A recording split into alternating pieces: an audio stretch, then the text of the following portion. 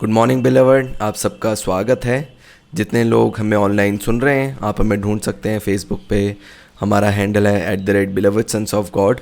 और जितने लोग हमें यूट्यूब में सुन रहे हैं, इस वीडियो के नीचे एक लिंक है, जिस लिंक में एक PDF फाइल है, जिसमें आज जो वचन हम पढ़ेंगे वो सारे वचन आपको उस PDF फाइल में मिल जाएंगे। इस रविवार हम वहीं से शुरू करेंगे जहां हमने पिछली बार हमने छोड़ा था। और आज का जो मुख्य टाइटल यही है, यीशु मसीह पाप बन गए ताकि हम मसीह में परमेश्वर की धार्मिकता बन जाए। कितने लोग हैं जिनको एलिस्टर की गवाही याद है, जो उन्होंने पिछले रविवार बांटी थी। और उन्होंने गवाही दी कि कैसे उनके काम में उनको जो है सैलरी में बढ़ोतरी मिली, और वो 30% उनको चाहिए थी, लेकिन 50% से भी ज़्यादा उनको वो बढ़त मिली। आपको एक चीज़ जो है वो जानना ज़रूरी है। आपको मालूम है 2 महीने पहले मार्च महीने में मैंने ये अनाउंसमेंट करी थी कि यीशु मसीह जो है 2 जन को ढूंढ रहे हैं। वो 2 जन हमें चाहिए थे हमारे टीम में, वो कुर्सियां लगाने के लिए, जब हम लोग होटल रीगल में चर्च लगाते थे। कितने लोगों को वो बात याद है? और हमने हर एक चीज़ के लिए कलीसिया में हमने 2-2 लोग ठहराए थे। और टेक डिपार्टमेंट में एक है, और जो रिफ़्रेशमेंट के लिए एक टीम है। वैसे ही हमने हर एक चीज़ के लिए 2 जन नियुक्त करे थे, क्योंकि हम नहीं चाहते कि आपको अकेला लगे और आपको जो है बोझ लगे। और मैंने सिर्फ कहा कि मुझे वॉलंटियर चाहिए जो इस काम के लिए योगदान कर सकते हैं। और उस समय एलिस्टर और शाशा जो हैं, ये दोनों आए, और ये जो हैं बोरीविली से आते हैं सुबह। और इन्होंने बस जब ये उनके सामने रखा गया, उन्होंने बस हाँ कहा। वो तैयार थे, उपलब्ध थे सेवा करने के लिए। और मैंने उनको कहा कि आपको अभी मालूम नहीं है कि आपने क्या निर्णय लिया है। आपको दिख सकता है कि ये सिर्फ एक छोटा सा काम है कि कलीसिया में कुर्सियाँ लगाना। अब आप देखना, जो बड़ी चीज़ें हैं वो आपके पैरों के सामने गिरेंगी। अब आपको बड़ी चीज़ों के सामने लड़ने की ज़रूरत नहीं है, क्योंकि छोटी चीज़ में आपने अपने आप को पुत्र के समान देखा। क्या था इस बात में, कुर्सियां लगाने में? आपको मालूम है, हर एक मौके जो आपके सामने आते हैं, आपको उन मौक़ों के लिए जागरूक रहना ज़रूरी है। और चाहे छोटा सा काम था, लेकिन उन्होंने उस क्षेत्र में भी अपने आप को जीवन देने वाला आत्मा देखा। बल्कि आपको दौड़ना चाहिए ऐसे उपलब्धियों के लिए, ऐसे मौक़ों के लिए जहाँ पे आप वो जीवन देने वाला आत्मा बन सकते हैं। क्योंकि बाइबल में लिखा है, हम केवल अपनी पहचान के बारे में सुनने के लिए नहीं, पर उसमें चलने के लिए बुलाए गए हैं। इसलिए उन्होंने वो स्थान को चुना और उन्होंने वो कार्य शुरू किया। वो जल्दी आकर कुर्सियाँ लगाना शुरू किया और उन्होंने देख रेख करी। 2 महीने बाद मैंने उनको कहा था कि बड़ी चीज़ें आपके पैरों के नीचे गिरेंगी। वो सैलरी की बढ़ोतरी उन्होंने सोचा भी नहीं था, पर 50% से भी ज़्यादा उनको मिली। वो अपने बॉस के पास गए और वो एक शेर के समान गए। उन्होंने कहा कि मुझे बढ़ोतरी चाहिए, और उनके बॉस ने 50% से भी ज़्यादा उनको वो बढ़ोतरी दी। मैं क्यों आपके साथ इस गवाही को बांट रही हूँ कि वो जो बड़ी चीज़ें, जो सच में जो उनके जीवन में जो ज़रूरत थी, वो उन विषयों के लिए लड़ नहीं रहे थे। वो अपने आप उनके सामने घुटने टेक रही थी, क्योंकि उन्होंने अपने जीवन में छोटी सी छोटी बात में वो अपनी पहचान को पकड़ के रखा। मैं और आप जीवन देने वाला आत्मा है, ना कि केवल जीवन लेने वाला। कितने लोग जो हैं इस बात पे विश्वास करते हैं। इसलिए आप उन मौक़ों की तलाश में रहिए, क्योंकि मुझे मालूम है जब एक पुत्र उसका चुनाव करता है, वो विरासत उसके साथ जुड़ती है। क्योंकि मुझे याद है, मैंने एलिस्टर को कहा था कि देखना आप अपने जीवन में, और 2 महीने बाद एक बड़ी उन्नति को वो अपने जॉब में देखते हैं। मैं बहुत उत्साहित हूँ इस गवाही से। कलीसिया जो है वो जाग रही है। आमीन। इससे पहले हम वचन में चले, एक और गवाही जो मैंने बांटी थी।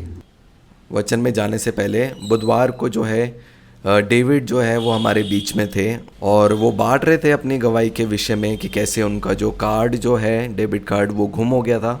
और उन्होंने बहुत छानबीन करी, अपने आसपास उसे ढूंढने की कोशिश करी, लेकिन उनको केवल इस बात का विश्वास था कि पुत्र की कोई भी चीज़ नहीं खोती।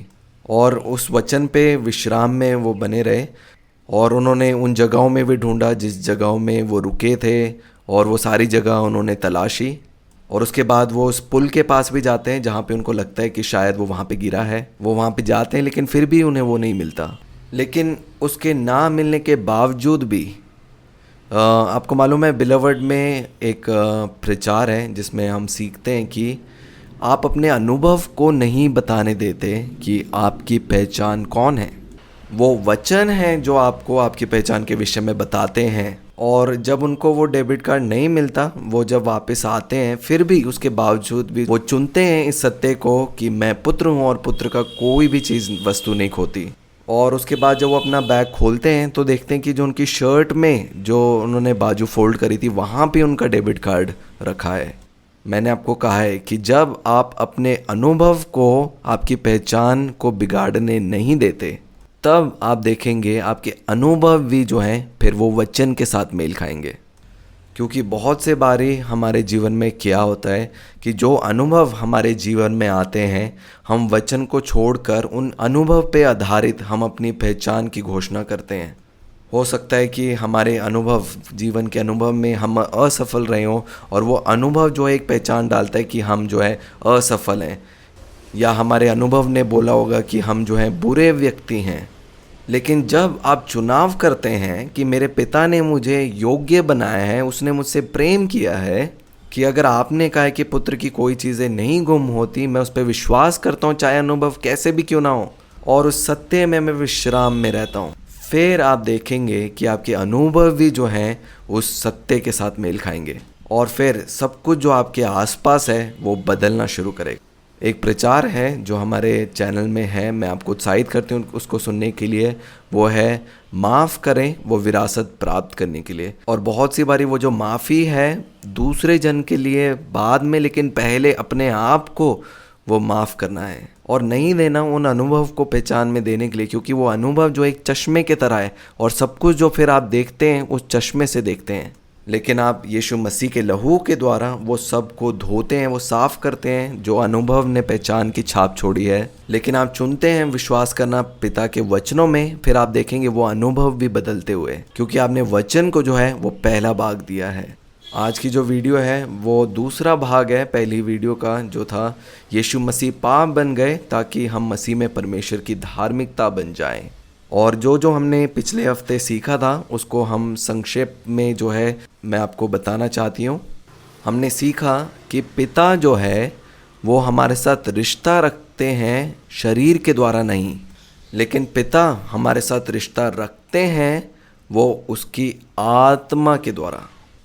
आपको मालूम है यीशु मसीह शरीर में आए, वो शरीर में क्रूसित हुए, वो शरीर में गाड़े गए, और वो शरीर में जो है तीसरे दिन मुर्दों में से जी उठे। और वो सारे कार्य इसीलिए थे कि आज के दिन परमेश्वर पिता हमारे शरीर को नहीं देखते। अब मेरा और पिता का रिश्ता आत्मा में है, जो मेरा और पिता का आत्मा अब एक आत्मा हो चुका है, और ये सत्य है जिसमें बने रहना है, जो हमें उस परिपुक्तता में लेके चलता है। हमने पिछले हफ्ते सीखा था कैसे पौलुस के बारे में, जब रोमियो की पत्री हम पढ़ते हैं, पौलुस इस बात को कहता है कि मैं चाहता हूँ भले काम करना, लेकिन मैं उन भले कामों को नहीं कर पाता, और जो मैं नहीं करना चाहता हूँ मैं देखता हूँ कि मैं उन्हीं कामों को मैं करता हूँ। और वो कहता है कि मुझे कौन इस पाप की देह में से छुटकारा देगा। और उसके अगले वचन में लिखा है कि वो धन्यवाद करते हैं पिता का कि यीशु मसीह में अब कोई दंड की आज्ञा नहीं है। इसीलिए एक पुत्र के रूप में हम इस पहचान में जागते हैं कि जो पाप है वो कहाँ पे है, वो इस शरीर के अंगों में है, लेकिन जो जीवन की व्यवस्था है वो कहाँ है, वो हमारी आत्मा में है। और यहाँ पे पौलुस जो है अपने आप को शरीर से अलग करता है और कहता है अगर कुछ गलत मेरे से होता है, वो कहते हैं फिर उस पाप को करने वाला मैं नहीं हूँ, लेकिन वो पाप है जो मेरे शरीर में बसा है। तो हमारी पहचान जो है वो कहाँ से आती है? मेरी और आपकी वो पहचान शरीर से हमें नहीं मिलती, लेकिन वो आत्मा के द्वारा हमें पहचान मिलती है। और ये सत्य हैं जो हमारी एक मजबूत नींव बनाने के लिए मदद करते हैं। और फिर आप देखेंगे कि शैतान का आपके ऊपर अधिकार नहीं होगा, क्योंकि वो उसको भी मालूम है कि आप अपनी पहचान को शरीर से अलग कर रहे हैं। हो सकता है कि कभी आपको गुस्सा आ गया, वो पाप है जो शरीर में बसा है, लेकिन आपकी पहचान यही है कि आत्मा में अब यीशु मसीह में पिता की धार्मिकता है। और जब आप उस स्थान में हैं तभी आप अपने शरीर को शरीर की तरह देख सकते हैं और उन कामों को खंडन कर सकते हैं, क्योंकि आप सुरक्षित हैं उस स्थान में जिसमें आपको मालूम है कि पिता और आपका रिश्ता है आत्मा के द्वारा। लेकिन अगर आप इस पहचान में नहीं हैं, आप देखेंगे कि शरीर जो है हमें बार बार गिराएगा और उस चक्र में हम रहेंगे और हम देखेंगे कि हम उन बुरी चीज़ों में बार बार हम गिरते जाएंगे। तो जो सत्य हमने सीखे, पहला कि आप शरीर नहीं हैं। आपको मालूम है जो परमेश्वर के पुत्र हैं, जब मेरा और आपका नया जन्म हो गया, हम यीशु मसीह में पिता की धार्मिकता हैं। हमसे गलती हो सकती है लेकिन हम उस स्थान में रहने के लिए नहीं हैं। और वो स्थान बाहर निकलने के लिए, अगर आपको लगता है कि आप किसी बुरी आदतों में हैं, इस सत्य में आपका जागना ज़रूरी है कि यीशु मसीह में आप पिता की धार्मिकता हैं। अब वो हमें पापी के रूप में नहीं लेकिन अपने प्रिय पुत्र के रूप में देखते हैं। हमने सीखा कि कैसे पाप वो नहीं है जो हम करते हैं। आपको मालूम है क्योंकि आदम ने पाप किया, आदम से जितने भी वंश उत्पन्न हुए, बाइबल में लिखा है वो जन्म से वो पापी कहलाए गए। पिछले हफ्ते हमने रोमियो की पत्री पढ़ी, 6 अध्याय में हमने सीखा कि क्योंकि आदम ने पाप किया, हम सब जो है पापी गिने गए। और अब हम जानते हैं कि जब यीशु मसीह जो है, जब धर्मी हैं, जो भी उनसे जन्मे गए हैं, इसी का अर्थ है नया जन्म। किसके द्वारा वो नया जन्म? वो यीशु मसीह के द्वारा जन्मे गए हैं। यीशु मसीह के द्वारा अब मैं और आप धर्मी ठहराए गए हैं। इसीलिए हर एक जन जो आदम से जिन्होंने जन्म लिया, चाहे वो अच्छे काम भी करते थे, वो अच्छे नहीं गिने जाते थे, वो फिर भी पापी हैं जो अच्छे काम कर रहे हैं। और वैसे ही जब आप यीशु मसीह की धार्मिकता में जन्म लिया, हो सकता है कि आप कई बार गिरें, फिर भी आप बुरे नहीं बनते। आप अभी भी यीशु मसीह में पिता की धार्मिकता हैं, क्योंकि वो पहचान हमारे कामों पे नहीं, वो यीशु मसीह के लहू के द्वारा स्थापित की गई है। मेरा और आपका पिता के साथ रिश्ता है यीशु मसीह के लहू के द्वारा। हमने पिछले सप्ताह भी सीखा कि कैसे जब आदम ने पाप किया, वो सब जन जो है पापी गिने गए, और परमेश्वर पिता कैसे उन लोगों को अभी भी जो है वो आशीष दे सके थे, वो अपनी भलाई कैसे प्रकट कर पाए। पुराने नियम में भी आपको पता है वो बलियां थी जो मेमने की बलि चढ़ाते थे। वो क्यों ज़रूरत थी उस बलिदान की, क्यों ज़रूरत थी वो लहू की? इसीलिए कि एक मार्ग तैयार हो कि पिता अभी भी अपने बच्चों को जो है आशीष दे सके। इसीलिए नए नियम में हम देखते हैं यीशु मसीह को भी जो है जगत का मेमना कहा गया, क्योंकि अब यीशु मसीह के लहू के द्वारा जो एक बारी बलिदान हुआ, परमेश्वर पिता अपने लोगों को अब आशीषित कर सकते हैं। क्यों लहू की कीमत है? पिछले हफ्ते जो हमने सीखा एक सवाल कि क्यों एक राजा का बच्चा उस राजा की सारी विरासत को जो है प्राप्त करता है। क्या मैं और आप, हम लोग वहाँ पर जाकर कह सकते हैं उस राजा के पास कि हम जो हैं इसके भाई, उसके बहन हैं? क्या करेंगे वो लोग? वो हमारे लहू से डीएनए चेक करेंगे, वो जांचेंगे, वो देखेंगे, क्योंकि वो सारी जो विरासत है वो लहू से जुड़ी है। वैसे राज्य जो है काम करता है, उस राज्य परिवार में जन्म लेना ज़रूरी है। और एक राजा का जो बच्चा है वो राज्य को प्राप्त करेगा उस लहू के द्वारा, क्योंकि वो एक वाचा है। इसलिए मेरी और आपकी भी जो सारी विरासत है वो यीशु मसीह के लहू के द्वारा जुड़ी है। और आज मैं और आप उसके लहू की संतान हैं, और यही हमारे लिए विश्राम का स्थान है। और क्योंकि हमने उसके लहू के द्वारा नया जन्म पाया है, हम इस शरीर के कामों को हम गिरा सकते हैं। और आज हम सीखेंगे कई बारी बुरी लत जो है, जो लोगों को लगती है, कैसे उन आदतों से बाहर निकलना है। आपको मालूम है आप अपने पाप का अंगीकार करेंगे तो आपके पाप क्षमा होंगे, लेकिन अगर आप उन पाप को रोकना चाहते हैं दोबारा होने से, उसके लिए क्या करेंगे? मुझे याद है पिछले हफ्ते हम बात कर रहे थे, अगर कोई बीमार है, अंगीकार करते हैं कि यीशु मसीह के कोड़े खाने के द्वारा मैं चंगा हूँ। अगर कोई घटी है तो हम घोषणा करते हैं कि यीशु मसीह जो है कंगाल बन गए ताकि मैं और आप धनी बन जाएं। लेकिन जब पाप होता है तो क्या कहते हैं कि अंगीकार करो। लेकिन वो मार्ग क्या है जिससे आप उन पाप से बाहर निकल सकते हैं? मैं यीशु मसीह में पिता की धार्मिकता हूँ। आपको अपने आप को ये बात घोषणा करनी है, क्योंकि यही सत्य है। आगे हम वचनों में चलेंगे। हम रोमियो का पत्री उसका 8 अध्याय पढ़ेंगे। कलीसिया जो जीवित है और वो जाग रही है। हम पढ़ेंगे रोमियो की पत्री उसका 8 अध्याय और 1 वचन से पढ़ेंगे। यहाँ पे लिखा है, अतः अब जो मसीह यीशु में है उन पर दंड की आज्ञा नहीं। और ये उन वचनों से पहले है जब पौलुस कहता है कि मैं अच्छे काम करना चाहता हूँ पर मैं उन्हें नहीं करता, और जिन्हें नहीं करना चाहता मैं उन्हें करता हुआ दिखता हूँ। और वचन में लिखा, अतः अब जो मसीह यीशु में है उन पर दंड की आज्ञा नहीं, क्योंकि वे शरीर के अनुसार नहीं वरन आत्मा के अनुसार चलते हैं। क्योंकि जीवन की आत्मा की व्यवस्था ने मसीह यीशु में मुझे पाप की और मृत्यु की व्यवस्था से स्वतंत्र कर दिया। क्योंकि जो काम व्यवस्था शरीर के कारण दुर्बल होकर ना कर सकी, उसको परमेश्वर ने किया, अर्थात अपने ही पुत्र को पाप में शरीर की समानता में और पाप बलि होने के लिए भेजकर शरीर में पाप पर दंड की आज्ञा दी है, इसलिए कि व्यवस्था की विधि हम में जो शरीर के अनुसार नहीं वरन आत्मा के अनुसार चलते हैं पूरी की जाए। और आगे लिखा है 5 वचन में, क्योंकि शारीरिक व्यक्ति शरीर की बातों पर मन लगाते हैं परंतु आध्यात्मिक आत्मा की बातों पर मन लगाते हैं। शरीर पर मन लगाना तो मृत्यु है, परंतु आत्मा पर मन लगाना जीवन और शांति है। क्योंकि शरीर पर मन लगाना तो परमेश्वर से बैर रखना है, क्योंकि ना तो परमेश्वर की व्यवस्था के अधीन है और ना हो सकता है, और जो शारीरिक दशा में है वे परमेश्वर को प्रसन्न नहीं कर सकते।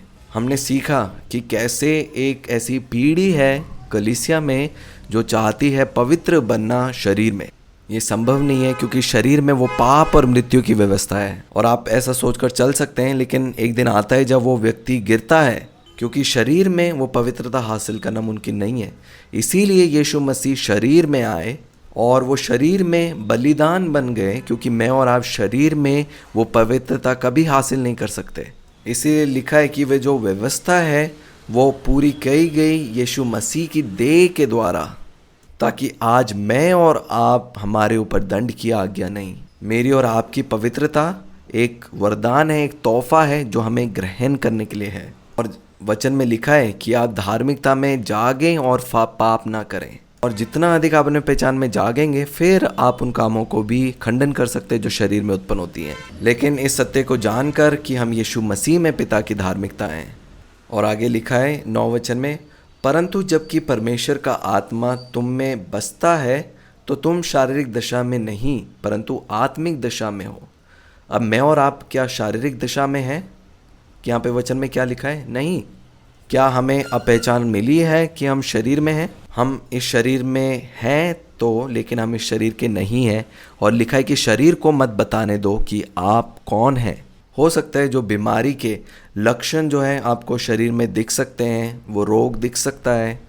हमने बिलीवर्ड में देखा कि कैसे कई लोगों को जो है लक्षण दिखाए गए, उनको बताया कि शरीर में कैंसर है, बीमारी है। लेकिन उससे बड़ा जो सत्य है वो ये है कि यीशु मसीह में आप पिता की धार्मिकता हैं, और जब पवित्र आत्मा आपके अंदर है वो इस नाशवा शरीर को जीवन देते हैं। और वो जो बड़ा नियम है, जो जीवन है, वो हमेशा मृत्यु को खा जाता है। बाइबल हमें उत्साहित करती है कि हम अपने आप को देखें यीशु मसीह में बैठा हुआ, विश्वास करें। यहाँ पे पढ़ेंगे, लिखा है, परंतु जबकि परमेश्वर का आत्मा तुम में बसता है तो तुम शारीरिक दशा में नहीं परंतु आत्मिक दशा में हो। यदि किसी में मसीह का आत्मा नहीं तो वह उसका जन नहीं। यदि मसीह तुम में है तो देह पाप के कारण मरी हुई है। यहाँ पे वचन में क्या लिखा है कि देह जो है पाप के कारण मरी है। हर एक काम जो हम शरीर में करते हैं, चाहे वो अच्छे हैं या बुरे हैं, वो मरे हुए काम हैं। और आगे लिखा है, परंतु आत्मा सहीपन के कारण, धार्मिकता के कारण जीवित है। किसके कारण जीवित है? सहीपन के द्वारा। और लिखा है, यदि उसी का आत्मा जिसने यीशु को मरे हुओं में से जिलाया तुम में बसा हुआ है, तो जिसने मसीह को मरे हुए में से जिलाया वह तुम्हारी नाशवर देहों को भी अपने आत्मा के द्वारा जो तुम में बसा हुआ है जिलाएगा। मुझे बहुत अच्छा लगा आशा की गवाही सुनकर कि कैसे हर एक जो वो लड़ाई है वो शुरू होती है हमारे मन में, हमारे विचारों में। और जब आप उन विचारों को, कल्पनाओं को मन में ही गिराना सीख जाएंगे, आप देखेंगे दुष्ट आपके करीब भी नहीं आएगा। और ऐसा विचार आया कि अगर मैं पानी पीऊँगी बर्फ़ डालकर तो शायद मेरा गला ख़राब हो जाए। और उनको अचानक से ऐसा विचार आता है कि हाँ शायद मेरा गला ख़राब है। लेकिन वो उन विचारों को खंडन करते हैं और अंगीकार करते हैं कि यीशु मसीह का जो पुनरुत्थान जीवन है वो मेरे अंदर वास करता है। और अचानक से वो सब कुछ गायब हो जाता है, क्योंकि हर एक विचार अपने आप को ऊंचा उठाता है। लेकिन वचन में लिखा है कि तुम हर एक उन ऊंची बात का जो मसीह की पहचान के विरुद्ध में उठता है उसका खंडन करो और मसीह का आज्ञाकारी बनाओ। उसका अर्थ क्या है? वो सारी चीज़ें, विचार आते हैं कई बारी कहने के लिए कि वो हमसे बड़ी हैं, कुछ भी, कोई भी वस्तु पुत्र से बड़ी नहीं है। सब कुछ जो है हमारे पाँव के नीचे है, तभी हम उनका खंडन कर सकते हैं। आइए हम आगे पढ़ेंगे। यहाँ पे लिखा है, आगे लिखा है 12 वचन में, इसीलिए हे भाइयों, हम शरीर के कर्जदार नहीं कि शरीर के अनुसार दिन काटें, क्योंकि यदि तुम शरीर के अनुसार दिन काटोगे तो मरोगे, यदि आत्मा से देह की क्रियाओं को मारोगे तो जीवित रहोगे। इसलिए कि जितने लोग परमेश्वर के आत्मा के चलाए चलते हैं वे ही परमेश्वर के पुत्र हैं। जो लोग परमेश्वर के आत्मा के अनुसार चलते हैं या जो अनुमति देते हैं अपने जीवन में पवित्र आत्मा को, वे जो हैं परमेश्वर के पुत्र कहलाएंगे। और आगे लिखा है, क्योंकि तुमको दास्तव की आत्मा नहीं मिली कि फिर भयभीत हो। क्यों यहाँ पे भय के बारे में लिखा है? एक दास्तव में इसीलिए क्योंकि एक स्थान है जो हमने खो दिया और हम पापी हो गए और उस पदवी से दूर हो गए।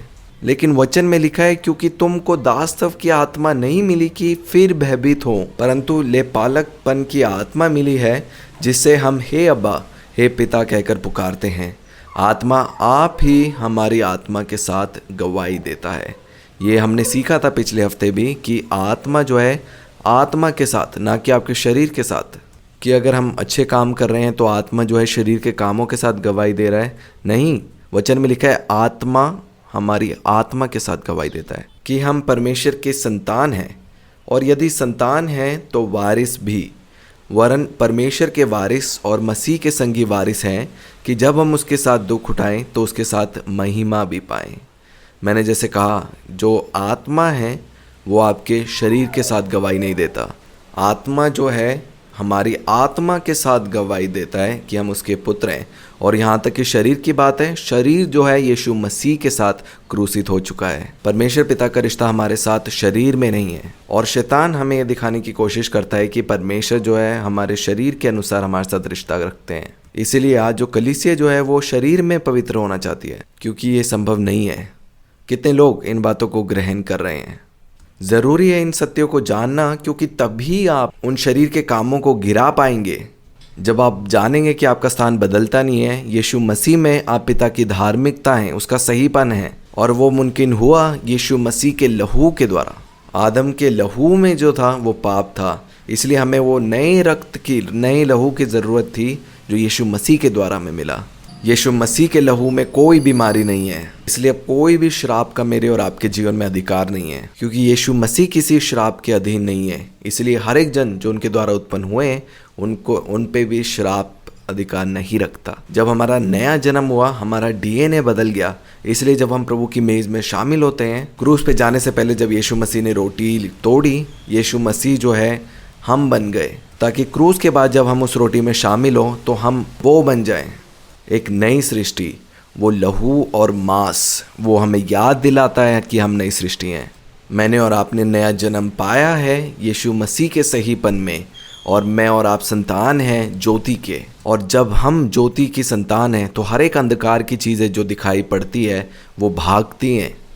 आगे हम पढ़ेंगे गलातियों की पत्री, उसका 4 अध्याय, और हम 1 वचन से पढ़ेंगे। यहाँ पे लिखा है, मैं ये कहता हूँ कि वारिस जब तक बालक है, यद्यपि सब वस्तुओं का स्वामी है, तो भी उसमें और दास में कोई भेद नहीं, परंतु पिता के ठहराए हुए समय तक संरक्षकों और प्रबंधकों के वश में रहता है।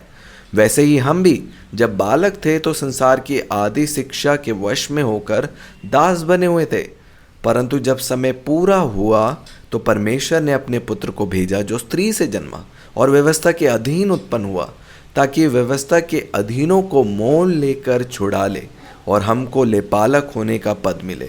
और तुम जो पुत्र हो, इसलिए परमेश्वर ने अपने पुत्र के आत्मा को, जो हे अब्बा, हे पिता कहकर पुकारता है, हमारे हृदयों में भेजा। इसलिए तू अब दास नहीं परंतु पुत्र है, और जब पुत्र हुआ तो परमेश्वर के द्वारा वारिस भी हुआ। आप यहाँ पे देखेंगे इस वचन को कि तू अब दास नहीं परंतु पुत्र है। एक समय था जब मैं और आप एक दास्तव में थे, लेकिन यहाँ पे वचन में लिखा है, इसीलिए तू अब दास नहीं परंतु पुत्र है, और जब पुत्र हुआ तो परमेश्वर के द्वारा वारिस भी हुआ। इसलिए जब कोई भी परिस्थिति आती है, आप उस परिस्थितियों के दास ना बने, उन अनुभव को, चाहे वो बुरे अनुभव हैं, उनको आप अपने जीवन में पहचान ना देने दें, लेकिन उन ऊंची बातों का खंडन करके आप अंगीकार करें कि मैं मसीह में पिता का सहीपन हूँ। और यहाँ पे देखा वचन में लिखा है कि मैं ये कहता हूँ कि वारिस जब तक बालक है, यद्यपि सब वस्तुओं का स्वामी है, तो भी उसमें और दास में कोई भेद नहीं है। एक उदाहरण मैं देती हूँ, जब बच्चे होते हैं उनको हम कहते हैं कि आप चाकू से मत खेलो। जब वो छोटे होते हैं उनको बोलना पड़ता है, लेकिन जब वो बड़े हो जाते हैं हम उन्हें नहीं बोलते, क्योंकि हमें पता है कि वो ऐसा नहीं करेंगे, क्योंकि वो परिपक्व हैं।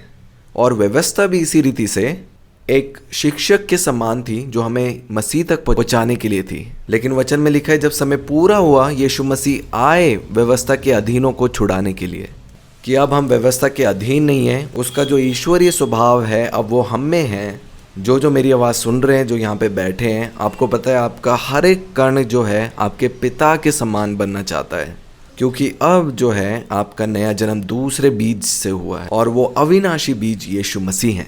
और सब कुछ आपके जीवन में वो ज्योति से प्रेम रखता है जो अंधकार को दूर करता है। लेकिन दुष्ट जो है वो विचार हमारे मन में डालता है कि नहीं, आप अभी भी पुराने व्यक्ति हैं, आपको अंधकार पसंद है। लेकिन वो सत्य नहीं है। सब कुछ जो आपके अंदर है वो अंधकार को दूर करता है, लेकिन वो उस पहचान में बने रहने के द्वारा आती है कि हम यीशु मसीह में पिता के सही पहना है। जब आपको मालूम है कि आप एक राजा हैं, तो आप एक राजा के समान बोलेंगे, राजा के समान आप देंगे, राजा के समान आप चलेंगे, सब कुछ एक राजा के समान होगा। और जब हम जो है उस मेज में खाते हैं पिता के साथ, और वो भोजन रखते हैं जो पिता की मेज में से नहीं है, तो मुझे आपको सिखाने की ज़रूरत नहीं है कि आपको क्या खाना है या नहीं। आप खुद ही ना करेंगे, क्योंकि इतनी भलाई, इतनी अच्छाई आपने चखी है। यशायाह की पुस्तक में हम पढ़ते हैं कि जो परमेश्वर के पुत्र हैं उन्होंने कैसे सही और गलत जाना। वो दही और दाख मधु खाकर जाना, जो भरपूरी को दिखाता है।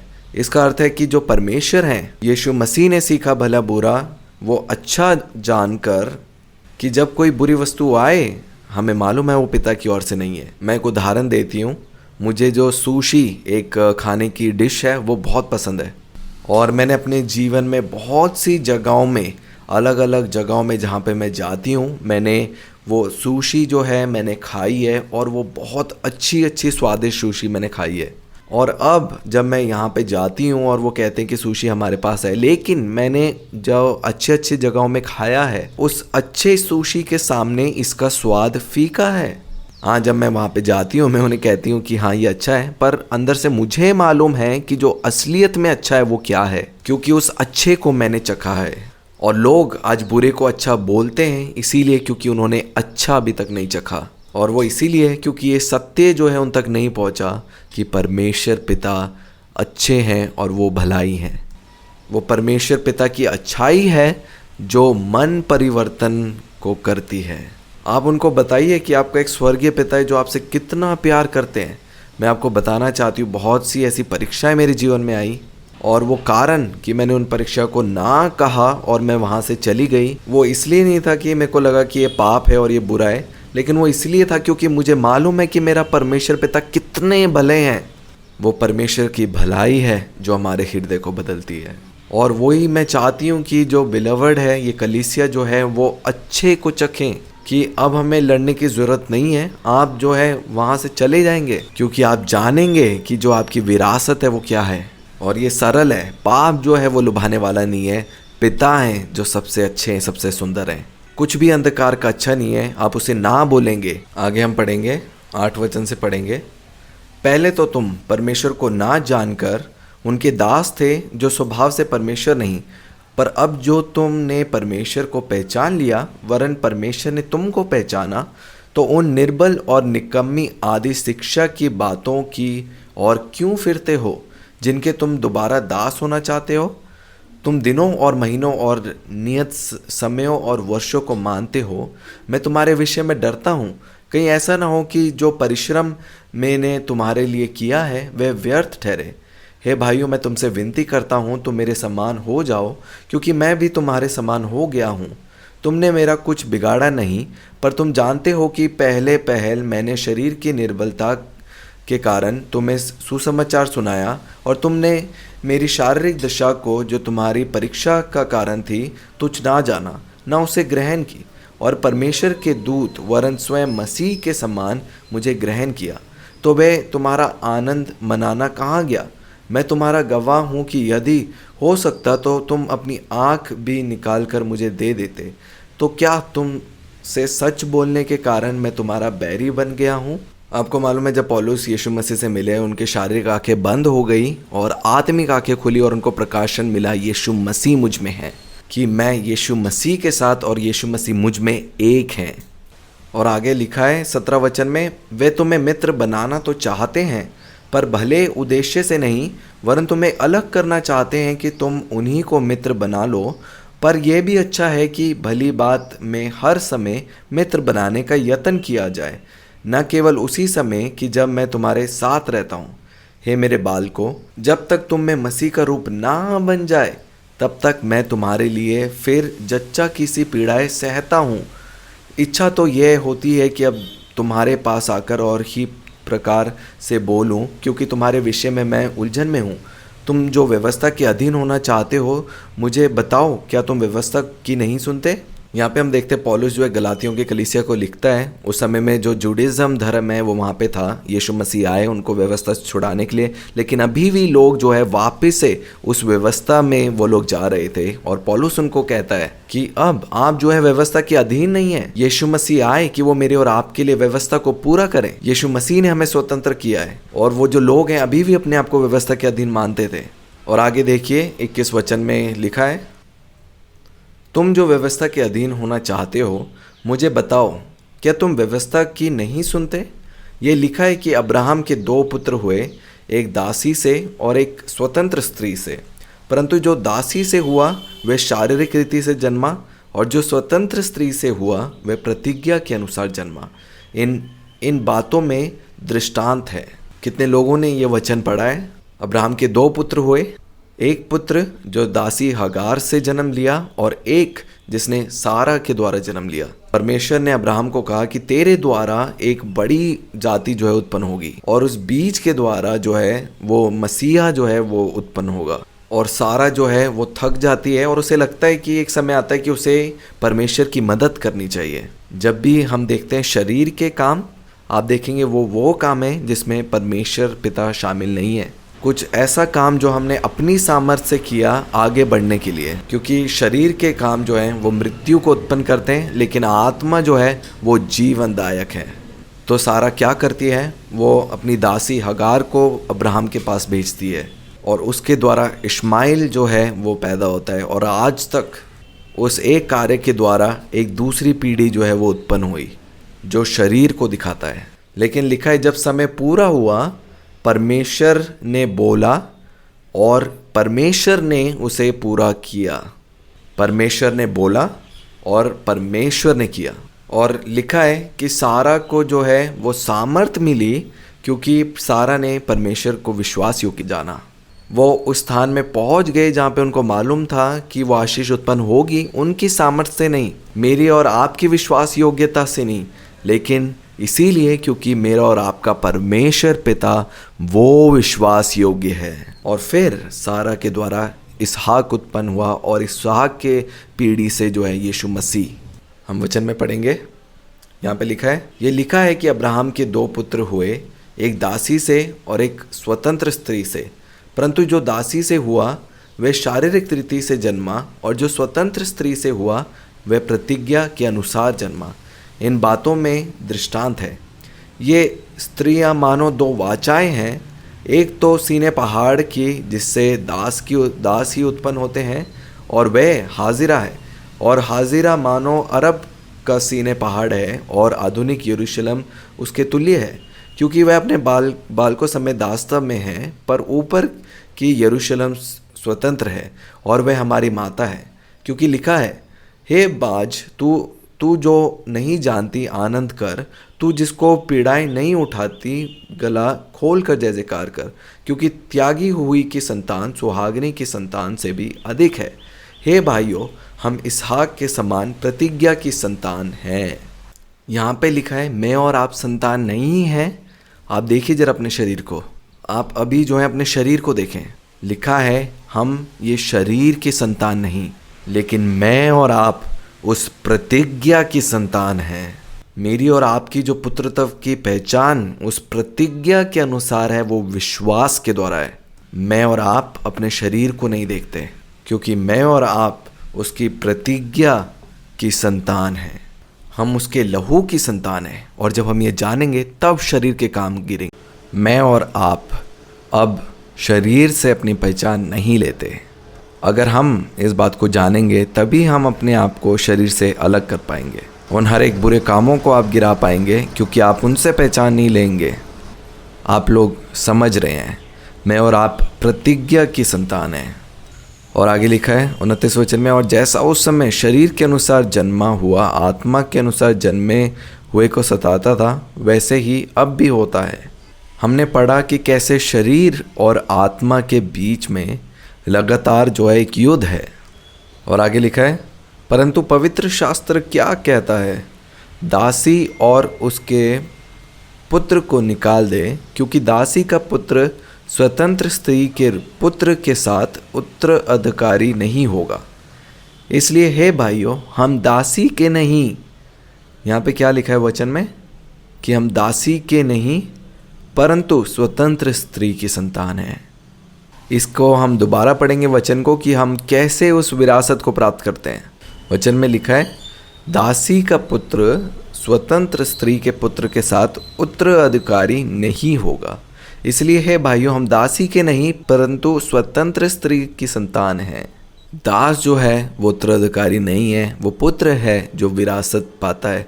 और अगर आप अपने शरीर को देखते हैं तो आप हमेशा जो है दास बने रहेंगे, क्योंकि कई बार लग सकता है कि परमेश्वर की जो प्रतिज्ञा है वो हाँ और आमीन क्यों नहीं है। वो इसीलिए क्योंकि आप शरीर में आपने जीवन बिताया है और दास के रूप में बिताया है, इसीलिए वो विरासत आपको नहीं मिली। हम पुत्र हैं लहू के द्वारा और प्रतिज्ञा की संतान है विश्वास के द्वारा। जैसे एलिस्टर के जीवन में भी जो गवाही थी, वो विरासत अपने आप आ गई। कोई भी जो है वो 50% से ज़्यादा उन्नति नहीं देता, लेकिन उन्होंने अपने आप उनको दी, इसीलिए क्योंकि उन्होंने अपना स्थान नहीं खोया।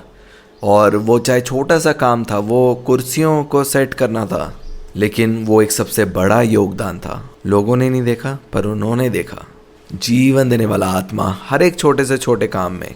यीशु मसीह ने इस वचन को कहा कि यदि मेरे नाम से तुम्हें एक गिलास पानी भी पिलाए तो भी वो उसका प्रतिफल नहीं खोएगा। यीशु मसीह ने हमें अपने साथ पिता की दाहिनी ओर बिठाया है, और वो सारे जो हमारे शत्रु हैं वो हमारे पाँवों के नीचे करे हैं। मैं और आप जीवन देने वाला आत्मा है हर एक बातों में। बड़ी चीज़ें लड़ने की भी ज़रूरत नहीं है, वो हमारे पाँवों में गिर जाएंगी। आगे हम पढ़ेंगे गलातियों की पत्री उसका 5 अध्याय और 1 वचन से हम पढ़ेंगे। यहाँ पे लिखा है, मसीह ने स्वतंत्रता के लिए हमें स्वतंत्र किया है, अतः इसी में स्थिर रहो और दासत्व के जुए में फिर से ना जूतो। यहाँ पे वचन क्या कहता है कि जो स्वतंत्रता के लिए हमें स्वतंत्र किया है, इसी में स्थिर रहो और दासत्व के जुए में फिर ना जूतो। इसका अर्थ क्या है? शरीर जो हमें पाप की पहचान देता है, लेकिन मैं और आप स्वतंत्र हैं। आगे पढ़ेंगे, लिखा है, देखो मैं पौलुस तुमसे कहता हूँ कि यदि खतना करोगे तो मसीह से तुम्हें कुछ लाभ ना होगा। तो लोग क्या कर रहे थे? अभी भी जो है वो व्यवस्था के अधीन व्यवस्था के काम कर रहे थे, और पौलुस कहता है कि अगर आप ऐसे कर रहे हो तो मसीह से कुछ लाभ ना होगा। और आगे लिखा है, फिर भी मैं हर एक खतना करने वाले को जताए देता हूँ कि उसे सारी व्यवस्था माननी पड़ेगी। अगर एक व्यवस्था मानते हैं तो वो सारी, सिर्फ 2-3 नहीं लेकिन सारी व्यवस्था। और आगे लिखा है, तुम जो व्यवस्था के द्वारा धर्मी ठहरना चाहते हो, सही ठहरना चाहते हो, मसीह से अलग और अनुग्रह से गिर गए हो। अनुग्रह से गिरने का अर्थ क्या है? पाप में गिरना नहीं, लेकिन अपने शरीर के अनुसार शरीर के कामों को देखना। जैसे पौलुस ने कहा, जो शरीर के अनुसार पवित्र होना चाहते हैं तो मसीह से उन्हें कुछ लाभ ना होगा, क्योंकि फिर आप अपने आप को उस शरीर की संतान के रूप में देखते हैं। शरीर के पुत्र जो हैं वो वारिस नहीं है, वो प्रतिज्ञा की संतान है जो वारिस हैं। हमारा जो लहू है, हमारा जो DNA है वो बदल चुका है। इसलिए मेरी और आपकी पहचान जो है वो शरीर से नहीं आती, वो आती है आत्मा के द्वारा। वो मेरे लहू के द्वारा नहीं है, वो उसके लहू के द्वारा है। अब एक पुत्र की पहचान में आप शरीर के ऊपर अधिकार रख सकते हैं, लेकिन तब जब आप इस सत्य में जागेंगे कि आप शरीर के संतान नहीं हैं, लेकिन आप आत्मिक हैं। कलीसिया जो है वो जाग रही है और वो समझ रही है अपनी आत्मिक पहचान को। हम आगे पढ़ेंगे 5 वचन में। यहाँ पे लिखा है, क्योंकि आत्मा के कारण हम विश्वास से आशा की हुई धार्मिकता की बाट जोते हैं। हम लोग धर्मी हैं, हम लोग सही हैं विश्वास के द्वारा, अपने कामों के द्वारा या कामों के अनुसार नहीं, पर केवल विश्वास के द्वारा। और आगे लिखा है, मसीह यीशु में ना खतना और ना खतना रहित कुछ काम का है। जो भी शरीर के काम है, अच्छा या बुरा है, वो शरीर के काम नहीं देखते, परंतु केवल विश्वास जो प्रेम के द्वारा प्रभाव डालता है। आगे हम पढ़ेंगे 7 वचन से। यहाँ पे लिखा है, तुम तो भली भांति दौड़ रहे थे, अब किसने तुम्हें रोक दिया कि सत्य को ना मानो? ऐसी सीख तुम्हारे बोलने वाले की ओर से नहीं। थोड़ा सा खमीर सारे गूंदे हुए आटे को खमीर कर डालता है। मैं प्रभु पर तुम्हारे विषय में भरोसा रखता हूँ कि तुम्हारा कोई दूसरा विचार ना होगा, परंतु जो तुम्हें घबरा देता है वह कोई क्यों ना हो दंड पाएगा। परंतु हे भाइयों, यदि मैं अब तक खतना का प्रचार करता हूँ, मतलब व्यवस्था का अगर मैं प्रचार करता हूँ, तो क्यों अब तक सताया जाता हूँ? फिर तो क्रूस की ठोकर जाती रही। भला होता कि जो तुम्हें डावाडोल करते हैं वे अपना अंग ही काट डालते। अब 13 वचन को देखिए कितना सत्य है। हे भाइयों, तुम स्वतंत्र होने के लिए बुलाए गए हो, परंतु ऐसा ना हो कि वह यह स्वतंत्रता शारीरिक कामों के लिए अवसर बने। यहाँ पे पौलुस कहता है, मुझे और आपको मालूम है कि हम पिता की धार्मिकता है और शरीर के कामों को हमें अवसर नहीं देना। आप कल्पना करें, आप प्रधानमंत्री बनते हैं और जब आप वहाँ पे जाते हैं, एक पहचान आपको मिलती है, आप उस अवसर को आप इस्तेमाल नहीं करेंगे उन चीज़ों को लागू करने के लिए जो अच्छी नहीं है, लेकिन आप उस जिम्मेदारी के साथ अधिकार को इस्तेमाल करेंगे। वैसे ही मेरी और आपकी पुत्र की पहचान है। मैं और आप भी उस जिम्मेवारी में चलने के लिए हैं। आगे पढ़ेंगे वचन में। हे भाइयों, तुम स्वतंत्र होने के लिए बुलाए गए हो, परंतु ऐसा न हो कि ये स्वतंत्रता शारीरिक कामों के लिए अवसर बने, वरन प्रेम से एक दूसरे की सेवा करो, क्योंकि सारी व्यवस्था इस एक ही बात से पूरी हो जाती है, तू अपने पड़ोसी से अपने समान प्रेम रख। पर यदि तुम एक दूसरे को दाँत से काटते और फाड़ खाते हो, तो चौकस रहो कि एक दूसरे का सत्यानाश ना कर दो। पर मैं कहता हूँ, आत्मा के अनुसार चलो, तो तुम शरीर की लालसाओं किसी रीति से पूरी ना करोगे।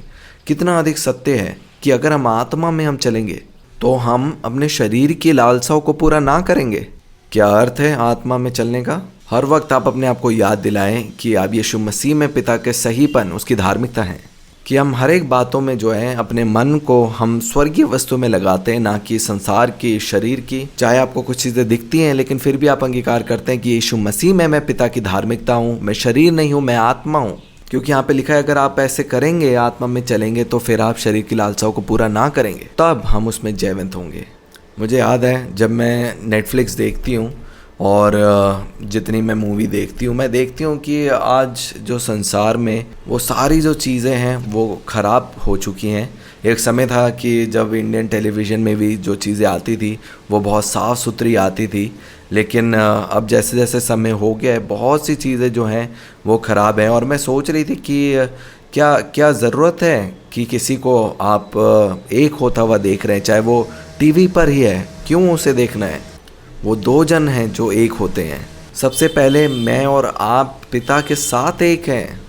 और जब मैं देखने लगी, मैंने ऐसे 1 2 3 मूवीज़ देखी और मुझे अच्छी नहीं लगी और मैंने जो है उसे छोड़ दिया। और मैं चाहती थी कि काश ऐसा कुछ होता जिसमें आप वो मूवी देख सकते, क्योंकि अच्छी कहानी थी लेकिन उन चीज़ों के बिना। लेकिन मैं देख रही थी कि कैसे आप उन अभिलाषाओं के ऊपर विजय पाते हैं, क्योंकि वो एक जंग नहीं है, लेकिन वो एक पहचान है। और आप अंदर से, आपकी इच्छा भी नहीं होगी ये सब चीज़ें देखने के लिए। पिता नहीं चाहते कि हमें किसी भी प्रकार की कोई बुरी आदत लगे, चाहे वो सिगरेट पीने की है, चाहे वो नशा करने की है। कितने जन जो यहाँ पे है जो 5 बारी जो है कॉफ़ी पीते हैं दिन में, उसके ऊपर भी विजय बनाने के लिए पिता इच्छुक हैं और मैं अपने जीवन में उसे सुधारती हूँ, क्योंकि मैं नहीं चाहती शरीर में कोई भी चीज़ जो है मेरे ऊपर अधिकार रखे और मैं उसकी दास बनूँ। चाहे वो नेटफ्लिक्स है, चाहे कुछ भी। मुझे मालूम है कि मैं यीशु मसीह में पिता की धार्मिकता हूँ और इस पहचान में मैं प्रतिदिन बढ़ती हूँ, क्योंकि वो रिश्ता आत्मा के अनुसार जोड़ा है। क्योंकि अगर आप इस सत्य को जानेंगे, आप अपने आप देखेंगे, आप उन शरीर की लालसाओं के ऊपर अधिकार रखेंगे, क्योंकि आपके स्वभाव में ही पाप नहीं है। आप देखेंगे, आप उन सारी जो शरीर की लालसाओं पे विजय बनेंगे। जो मसीह में हैं, अब उन पर दंड की आज्ञा नहीं। जिन लोगों को आदत है बुरी चीज़ें देखने के लिए इंटरनेट पे, आप कैसे उन आदतों से बाहर निकलेंगे? उसी तरीके से आप घोषणा करें कि यीशु मसीह में आप पिता की धार्मिकता है, आत्मा की पहचान में आप चलें। फिर लिखा है कि हम शरीर की लालसाओं को पूरा ना करेंगे। और आगे लिखा है 17 वचन में, क्योंकि शरीर आत्मा के विरोध में और आत्मा शरीर के विरोध में लालसा करता है, और ये एक दूसरे के विरोधी हैं, इसलिए कि जो तुम करना चाहते हो वह ना करने पाओ। इसको दोबारा पढ़ेंगे। यहाँ पे लिखा है, क्योंकि शरीर आत्मा के विरोध में और आत्मा शरीर के विरोध में लालसा करता है, और ये एक दूसरे के विरोधी है, इसलिए कि जो तुम करना चाहते हो वह ना करने पाओ। और 18 वचन में लिखा है, और यदि तुम आत्मा के चलाए चलते हो तो व्यवस्था के अधीन ना रहे। अगर आप अपनी पहचान आत्मा से लेते हैं, अगर आपको कोई भी बुरी आदतें हैं, लत लगी है, और आप चाहते हैं उन पर विजय करना, जब तक आप अपने शरीर को देखेंगे आप उन पे विजय नहीं पा पाएंगे, क्योंकि वो दोष आप पे लगेगा। आप तभी उन पे विजय पाएंगे जब अपने आप को आप आत्मिक पहचान में देखेंगे कि आप यीशु मसीह में पिता का सहीपन है। फिर आप देखना, आप उन शरीर की लालसाओं, शरीर के कामों के ऊपर आप अधिकार कर रखेंगे। आगे पढ़ेंगे हम वचन में, 19 वचन से हम पढ़ेंगे। यहाँ पे लिखा है, शरीर के काम तो प्रकट हैं, अर्थात व्यभिचार, गंदे काम, लूचपन, मूर्ति पूजा, टोना, बैर, झगड़ा, ईर्ष्या, क्रोध, विरोध, फूट, विधर्म, ढा, मतवालापन, लीला क्रीड़ा और इनके जैसे और काम हैं। इनके विषय में मैं तुमसे पहले कह देता हूँ, जैसा पहले कह भी चुका हूँ, कि ऐसे ऐसे काम करने वाले परमेश्वर के राज्य के वारिस ना होंगे। लेकिन देखिए 22 वचन में क्या लिखा है, पर आत्मा का फल प्रेम, आनंद, शांति, धीरज, कृपा, भलाई, विश्वास, नम्रता और संयम है। आखिरी फल क्या है? संयम। इसका अर्थ है कि हम उन शरीर के कामों में जो हैं, हम संयम को हम प्राप्त करेंगे, और वो जो हैं हमारे ऊपर अधिकार नहीं रखेंगी। मैं आपको अपने जीवन से बताती हूँ, बहुत सी बारी मैं परीक्षाओं में पड़ी हूँ, और मैं क्यों उन परीक्षाओं से बाहर आई हूँ, क्योंकि वो जो पवित्र आत्मा का फल है, जो संयम है, वो मुझ में था। ये सब धार्मिकता के सहीपन के फल हैं। आप हमेशा अपने आप को याद दिलाएं कि यीशु मसीह में आप पिता का सहीपन है, आपका नया जन्म हुआ है स्वर्ग से, और उसका फल जो होगा वो संयम होगा। मैं अपनी पहचान आधारित करती हूँ पिता के वचनों के ऊपर। अपनी अभिलाषाओं के बीच में, उन बुरी आदतों के बीच में याद दिलाइए कि आप कौन हैं, और अपने शरीर को आप कार्य ना करने दे, यद्यपि आप शरीर पे चलते हैं। आप अपने आप को याद दिलाएं कि यीशु मसीह में आप पिता का सहीपन, उसकी धार्मिकता है। पिता आपसे बहुत प्रेम करते हैं। फिर आप देखेंगे कि आप उन अभिलाषाओं से भी आप मुड़कर आप चलेंगे। आगे हम पढ़ेंगे, लिखा है, ऐसे ऐसे कामों के विरुद्ध में कोई भी व्यवस्था नहीं, और जो मसीह यीशु के हैं उन्होंने शरीर को उसकी लालसाओं और अभिलाषाओं समेत क्रूस पर चढ़ा दिया है। यदि हम आत्मा के द्वारा जीवित हैं तो आत्मा के अनुसार चले भी। हम घमंडी होकर ना एक दूसरे को छेड़ें और ना एक दूसरे से डहा करें। देखिए यहाँ पे वचन में लिखा है, जो मसीह के हैं उन्होंने शरीर की लालसाओं और अभिलाषाओं समेत क्रूस पर चढ़ा दिया है। जब आदम पाप में था, पाप में गिरा, उस पाप से बाहर निकालने के लिए कुछ भी नहीं था। लेकिन आज के समय में पवित्र आत्मा मेरे और आपके पास है, जिसका स्वभाव है ज्योति, और वो हर एक अंधकार को हमारे जीवन से दूर करते हैं। यहाँ पे हम देखेंगे जब यीशु मसीह जो है हमारे जीवन में आते हैं, और फिर भी जो है हमारा जीवन अंधकार में है, क्योंकि ये हमें मालूम है कि जो अंधकार का स्वभाव है वो अंधकार देना है, और जो ज्योति का स्वभाव है वो ज्योति प्रकट करना है। इसलिए वचन में लिखा, जब ज्योति अंधकार में आई तो अंधकार जो है उसे समझ नहीं पाई। और आपको मालूम है ज्योति का क्या स्वभाव है कि जहाँ पे ज्योति है अंधकार खुद ब खुद उस जगह से भागता है। इसलिए जब यीशु मसीह आपके जीवन में आते हैं वो हर एक अंधकार की चीज़ें जो है आपके जीवन से जाती हैं। यीशु मसीह पौड़ी को जाकर छूते हैं और उनकी जो ज्योति है वो उनके जीवन से अंधकार को दूर करती है। और यही अनुग्रह है कि जब यीशु मसीह हमारे जीवन में आते हैं वो हर एक अंधकार के कामों को दूर करते हैं। हम लोग चाहे इस समय अपने शरीर में क्यों ना इस संसार में जी रहे हों, फिर भी हम अपनी पहचान जो है शरीर के अनुसार नहीं लेते, लेकिन आत्मिक पहचान में बने रहते हैं। आप लोग समझ रहे हैं। और अगर आप अपना जीवन एक गंदगी में, कीचड़ के बीच में अगर आप जीते हैं और उस कीचड़ के बीच में ही आप कहते हैं कि आप जगत की ज्योति है, तो नहीं, क्योंकि जो आपके अंदर ज्योति है वो हर एक उस गंदगी को, उस कीचड़ को दूर करने के लिए है। इसीलिए लिखा है कि जो शरीर के अनुसार बोएगा उसका फल जो है वो मृत्यु ही होगा। और अगर आप व्यभिचार करते हैं इस बात का अंगीकार करके कि मैं पिता की धार्मिकता हूँ यीशु मसीह में, क्या आपको लगता है उसका फल जीवन होगा? नहीं।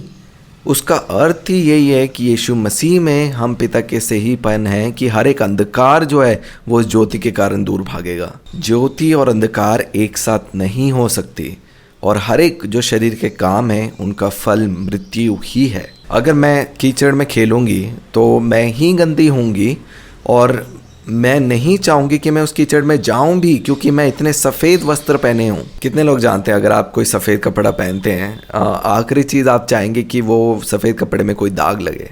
क्यों?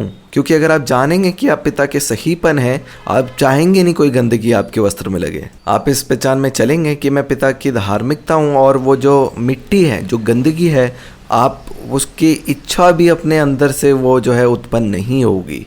सब कुछ जो है आपके अंदर वो पिता के जैसा बनना चाहता है क्योंकि आपने उसके द्वारा जन्म लिया। इसलिए आप वहाँ पे परीक्षा नहीं करेंगे, आप खुद ब खुद उन जगहों से आप चले जाएंगे क्योंकि आप स्वर्गीय वस्तु के लिए बनाए गए हैं। आगे पढ़ेंगे, हम लोग पढ़ेंगे गलातियों की पत्री उसका 6 अध्याय और 1 वचन से हम लोग पढ़ेंगे। यहाँ पे लिखा है, हे भाइयों, यदि कोई मनुष्य किसी अपराध में पकड़ा भी जाए तो तुम जो आत्मिक हो नम्रता के साथ ऐसे को संभालो और अपनी भी चौकसी रखो कि तुम भी परीक्षा में ना पड़ो। तुम एक दूसरे को भार उठाओ और इस प्रकार मसीह की व्यवस्था को पूरा करो, क्योंकि यदि कोई कुछ ना होने पर भी अपने आप को कुछ समझता है तो अपने आप को धोखा देता है। पर हर एक अपने ही काम को जांच ले और तब दूसरे के विषय में नहीं परंतु अपने ही विषय में उसको घमंड करने का अवसर होगा, क्योंकि हर एक व्यक्ति अपना ही बोझ उठाएगा। जो वचन की शिक्षा पाता है वह सब अच्छी वस्तुएं में सिखाने वाले को भागी करे। धोखा ना खाओ, परमेश्वर ठट्ठा में नहीं उड़ाया जाता, क्योंकि मनुष्य जो कुछ बोता है वही काटेगा। क्योंकि जो अपने शरीर के लिए बोता है वह शरीर के द्वारा विनाश की कटनी काटेगा। यहाँ पे देखिए क्यों शरीर के विषय में लिखा है। हमें मालूम है हर एक जो शरीर के काम बोए जाते हैं उसका जो फल है वो फल क्या है? वो मृत्यु है। और अगर हम उन शरीर के कामों के पीछे हम भागेंगे तो और अधिक वो मृत्यु के फल को भोगेंगे। लेकिन आगे लिखा है वचन में, और जो आत्मा के लिए बोते हैं वह आत्मा के द्वारा अनंत जीवन की कटनी काटेंगे। आपको मालूम है शरीर और आत्मा हमेशा अपने विरोध में, और क्योंकि यीशु मसीह हमारे अंदर जीवित है वो हर एक चीज़ जो शरीर से उत्पन्न हुई है वो उसका खंडन करते हैं। लेकिन हम उन पे विजय पा सकते हैं केवल ये जानकर कि हम शरीर नहीं हैं, मैं और आप एक आत्मा हैं। और हर बारी आप अपने आप को याद दिलाएं, चाहे जितनी भी बार आप नीचे गिरें, आप अपने आप को झाड़िए, आप खड़े हों और अंगीकार करें मैं यीशु मसीह में पिता का सहीपन हूँ। फिर लिखा है कि शरीर की अभिलाषाओं का हमारे ऊपर कोई अधिकार ना होगा। आप लोग समझ रहे हैं, आप अपना शरीर में पहचान नहीं है, आपकी आत्मिक पहचान है अब। और जितना अधिक आप इस सत्य में जागते हैं कि आप शरीर नहीं आप आत्मा है, फिर आप देखेंगे उन आदतों, उन लालसाओं के पीछे आप संघर्ष नहीं करेंगे। आप खुद ब खुद वहाँ से जाएंगे क्योंकि आपके अंदर से उसे करने की इच्छा नहीं होगी। मेरे कुछ दोस्त हैं जिनके पास नेटफ्लिक्स है भी नहीं, और हो सकता है अगर वो हो भी तो क्या, हम इस संसार में हैं पर इस संसार के नहीं हैं, और चाहे वो वस्तुएं हैं या नहीं, उनका हमारे ऊपर कोई अधिकार नहीं है। वो इच्छा ही आपके अंदर नहीं होगी, और वो ही एक पुत्र के समान चलना है। मैं उन अभिलाषाओं से मुंह फेर के चल सकती हूँ क्योंकि वो मेरे अंदर से ही नहीं है। वचन में पढ़ा जो मसीह पे हैं उन पर कोई दंड की आज्ञा नहीं है। आपको मालूम है मुझे जो है दाखरस पीना बहुत पसंद है, वाइन मुझे पसंद है, वो मैं कभी कभी पीती हूँ, लेकिन मैं उसकी आदी नहीं हूँ, ना वो चीज़ें मेरे ऊपर अधिकार रखती है। उसी तरीके से जैसे मैं नहीं चाहती कि जो कॉफ़ी है, जो कैफ़ीन भी है, मेरे ऊपर अधिकार रखे। वो कोई भी बुरी आदतें हैं जो आपके ऊपर अधिकार रखते हैं, एक पुत्र के रूप में आप है जो उनके ऊपर अधिकार रखने चाहिए। किसी भी बात के शरीर में उनको लत या अधिकार ना रखने दो अपने ऊपर।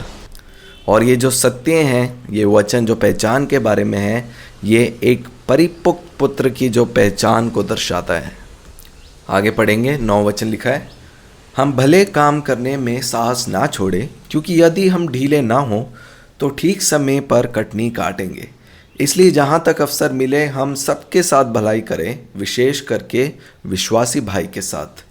देखो मैंने कैसे बड़े बड़े अक्षरों में तुमको अपने हाथों से लिखा है। जो लोग शारीरिक दिखावा चाहते हैं वही तुम्हारे खतना करवाने के लिए दबाव डालते हैं, केवल इसीलिए कि वे मसीह के क्रूस के कारण सताए ना जाएं। यहाँ पे वचन में पौलुस लिखता है कि वो इन बातों का प्रचार करता है कि कहीं ऐसा ना हो कि लोग अवसर ढूंढें और वो पाप करते रहें। ऐसा बिल्कुल भी नहीं है। हम चलते हैं इस संसार में एक पुत्र के समान। ज्योति जो है वो अंधकार को दूर करती है, और हम लोग जाग रहे हैं उस ज्योति में। मैं और आप उस ज्योति की संतान हैं।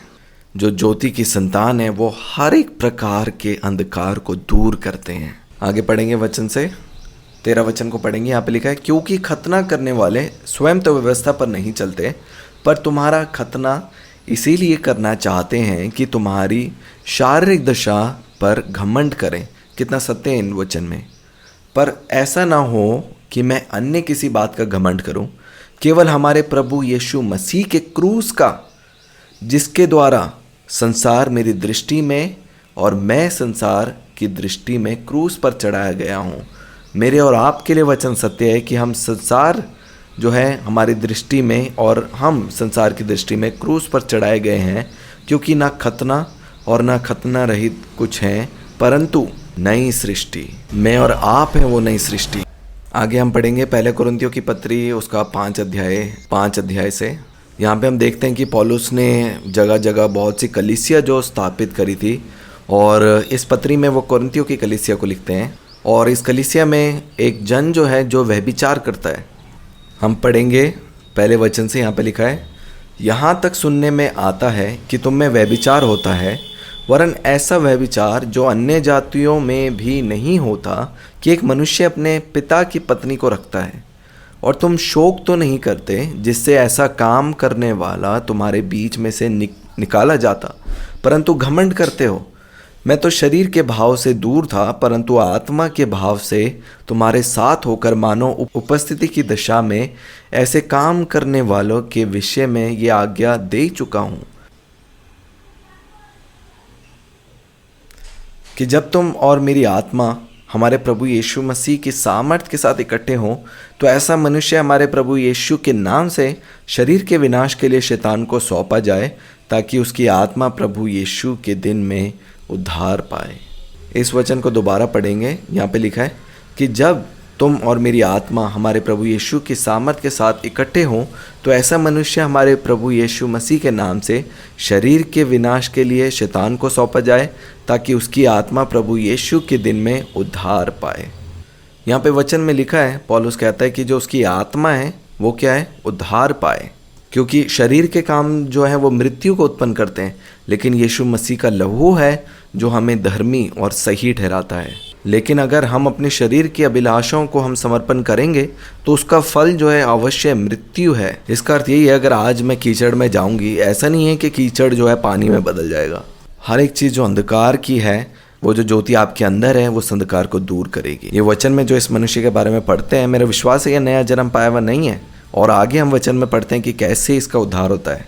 और पौलुस उसके विषय में कहता है कि अब दोष ना लगाया जाए, लेकिन इसको वापस आप स्वीकार कर लीजिए, क्योंकि जो मसीह में है अब उनके ऊपर कोई दंड की आज्ञा नहीं।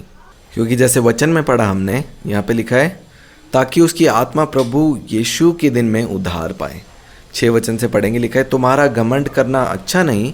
क्या तुम नहीं जानते कि थोड़ा सा खमीर पूरे गूंदे हुए आटे को खमीर कर देता है? पुराना खमीर निकाल कर अपने आप को शुद्ध करो कि नया गूंदा हुआ आटा बन जाओ, ताकि तुम अखमीरी हो। क्योंकि हमारा भी फसह जो मसीह है बलिदान हुआ है। इसलिए आओ हम उत्सव में आनंद मनावे, ना तो पुराने खमीर से और ना बुराई और दुष्टता के खमीर से, परंतु सिधाई और सच्चाई की अखमीरी रोटी से। मैंने अपनी पत्री में तुम्हें लिखा है कि व्यभिचारियों की संगति ना करना।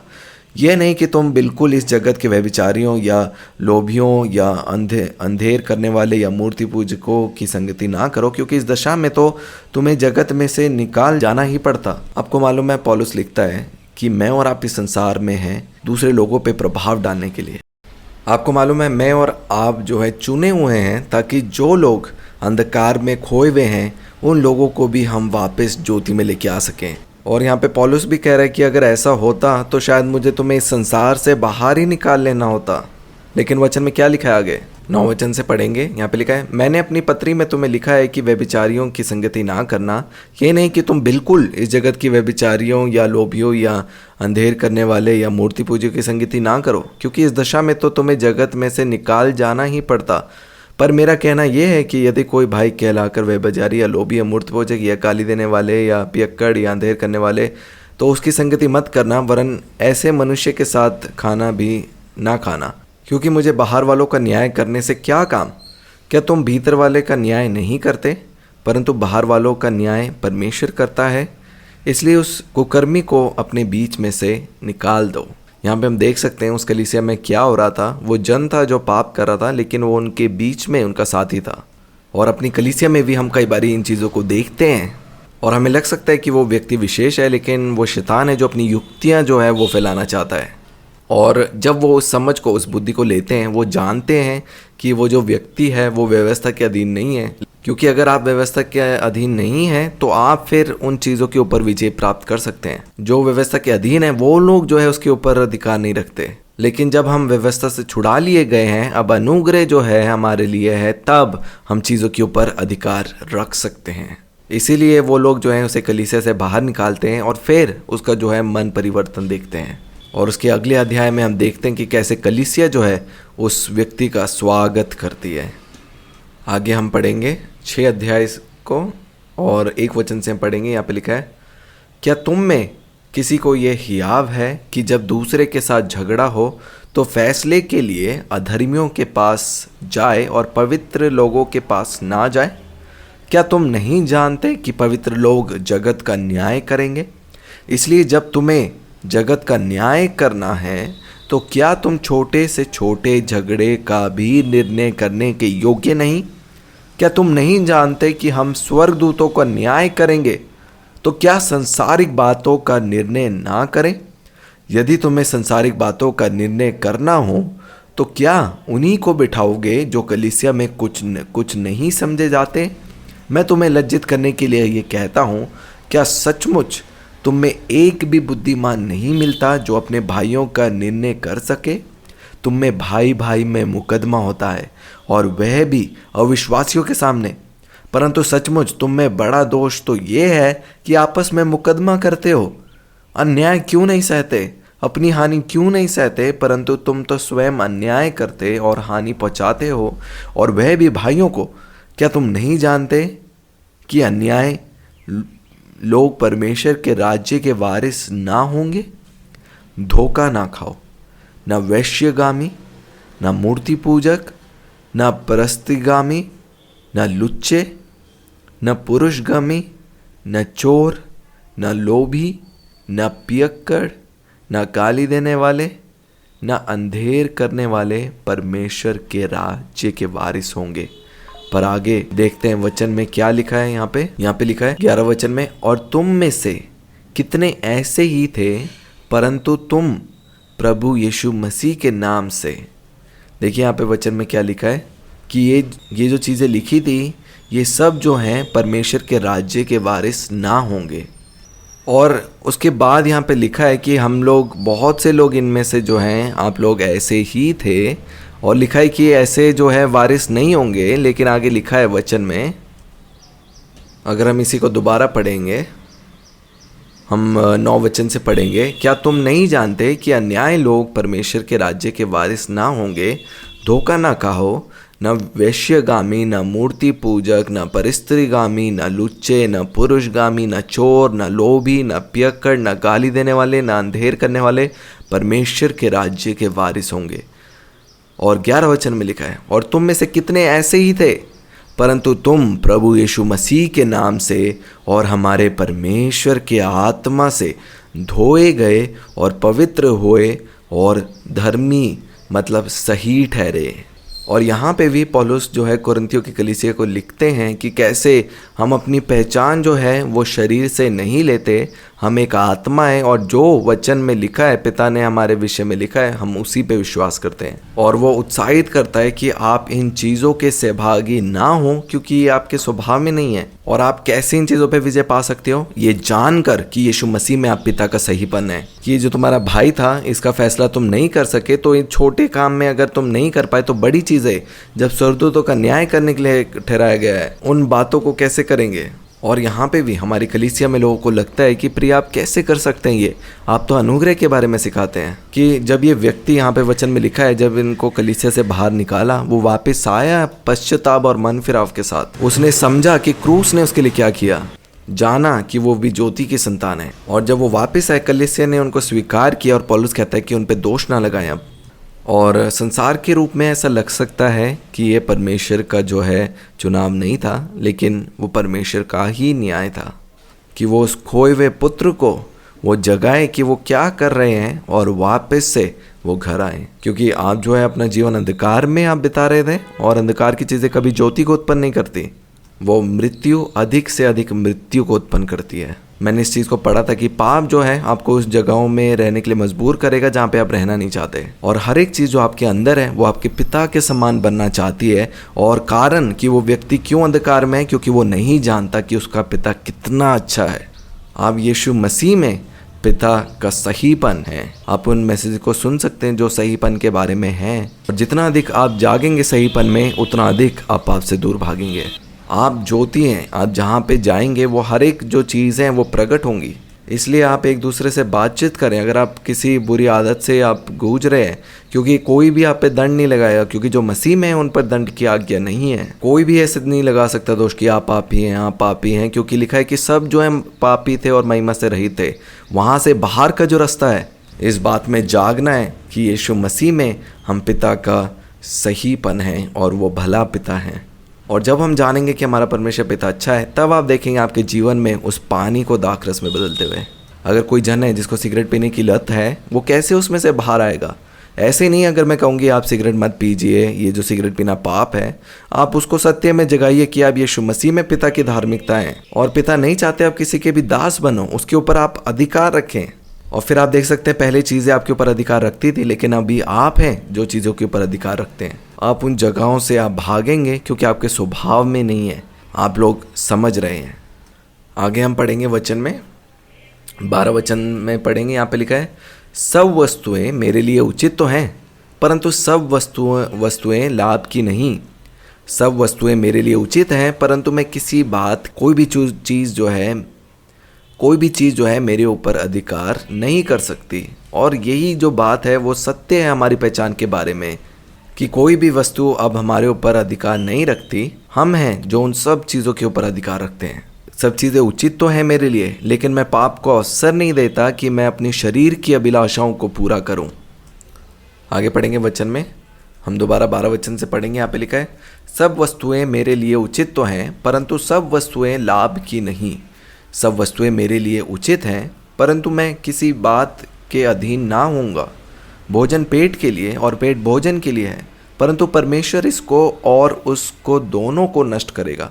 परंतु देह व्यभिचार के लिए नहीं, वरन प्रभु के लिए, और प्रभु देह के लिए है। परमेश्वर ने अपनी सामर्थ से प्रभु को जिलाया और हमें भी जिलाएगा। क्या तुम नहीं जानते कि तुम्हारी देह मसीह के अंग है? तो क्या मैं मसीह के अंग लेकर उन्हें वैश्य के अंग बनाऊं? कदापि नहीं। क्या तुम नहीं जानते कि जो कोई वैश्य से संगति करता है वह उसके साथ एक तन हो जाता है? क्योंकि लिखा है, वे दोनों एक तन होंगे। और जो प्रभु की संगति में रहता है वह उसके साथ एक आत्मा हो जाता है। व्यभिचार से बचे रहो। जितने अन्य पाप मनुष्य करता है वह देह के बाहर है, परंतु व्यभिचार करने वाला अपने ही देह के विरोध पाप करता है। क्या तुम नहीं जानते कि तुम्हारी देह पवित्र आत्मा का मंदिर है जो तुम्हें बसा हुआ है और तुम्हें परमेश्वर की ओर से मिला है और तुम अपने नहीं हो।